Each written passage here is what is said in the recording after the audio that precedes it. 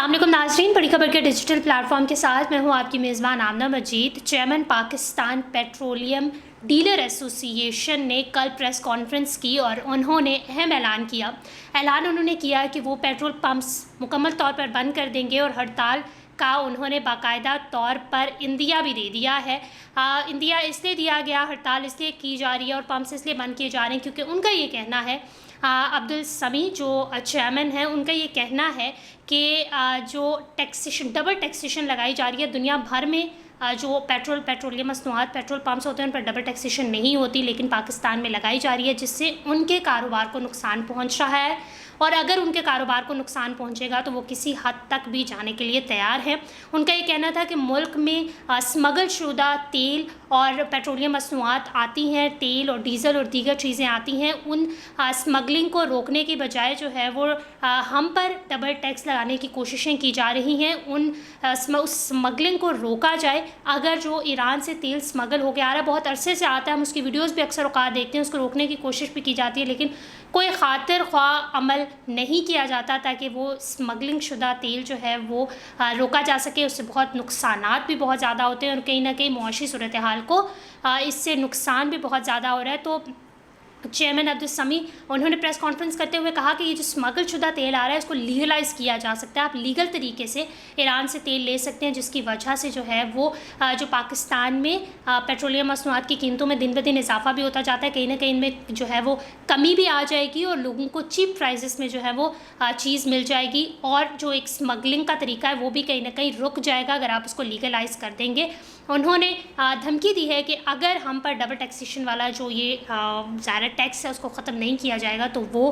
Petrol pumps मुकम्मल तौर पर पूरे पाकिस्तान में बंद कर सकते हैं, जिससे कहीं ना कहीं ज़ाहिर है ट्रांसपोर्ट को और हमें जो एक आम ज़िंदगी है उसको कहीं ना कहीं ज़रूर फ़र्क पड़ेगा और इससे मुआशी सूरत हाल जो है वो कहीं ना कहीं ज़रूर इफ़ेक्ट होने वाली है। वैसे तो पाकिस्तान की मुआशी सूरत हाल की अगर बात की जाए तो वो बहुत अरसे से इफ़ेक्ट हुई हुई है और उससे ख़ास किसी को कोई असर नहीं पड़ रहा। हमारे हुक्मरानों को वो उसमें मज़ीद जो है वो बढ़ती वो जाती है और जिस तरीके से रोज़ाना की बुनियाद पर बुनियादी चीज़ों पे टैक्सेस लगाए जा रहे हैं। अगर हम स्पेशली बिजली की बात करें, एक यूनिट भी अगर आपका बढ़ जाता है तो उस पर पता नहीं कितना टैक्स लग जाना है, तो लोग बड़ा ही जो है वो मुश्किलात का शिकार हुए हैं। गर्मी की हालत आप देख सकते हैं, गर्मी जो है वो अरूज पर है, शिद्दत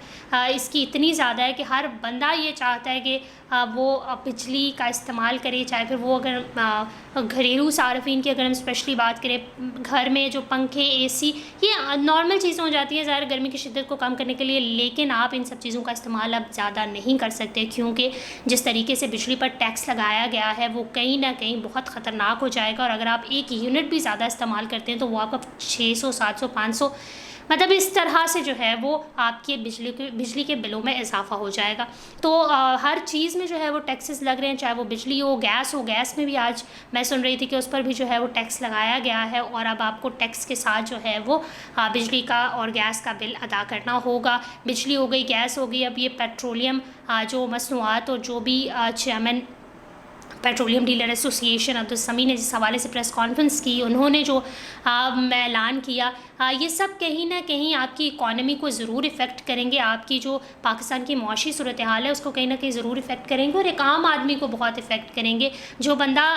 डेली बेसिस पे जो है वो कमा रहा है और खा रहा है, क्या कहते हैं, वो कमाता और खाता है, तो वो बंदा इस किस्म की चीज़ों को किस तरीके से अफोर्ड कर सकता है। आखिर क्यों नहीं हमारे हुक्मरान जो बड़े बड़े क्या कहेंगे नेशनल असम्बली में बैठे हुए, हम लोगों ने उन्हें वोटिंग दी और फिर वोटिंग के ज़रिए जो है वो सेनेट में बैठना, कौमी असम्बली में बैठना, पार्लियामेंट में बैठना, ये वो लोग बैठते हैं जिनको पाकिस्तानी अवाम अपनी वोट का हक़ देता है और उनको वोट देकर वहाँ पर बैठाता है। पता नहीं वो लोग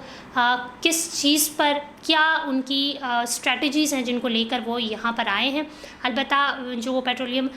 डीलर एसोसिएशन के चेयरमैन हैं, उन्होंने वजारत ख़जाना से बात की, उन्होंने इस हवाले से मीटिंग की, उन्होंने अपने पॉइंट्स उनके आगे रखे हैं। देखते हैं कि वो इस हवाले से क्या कहते हैं, क्या जो है वो इस पर उनकी जो बिफ़ोर भी मतलब वो कह रहे हैं कि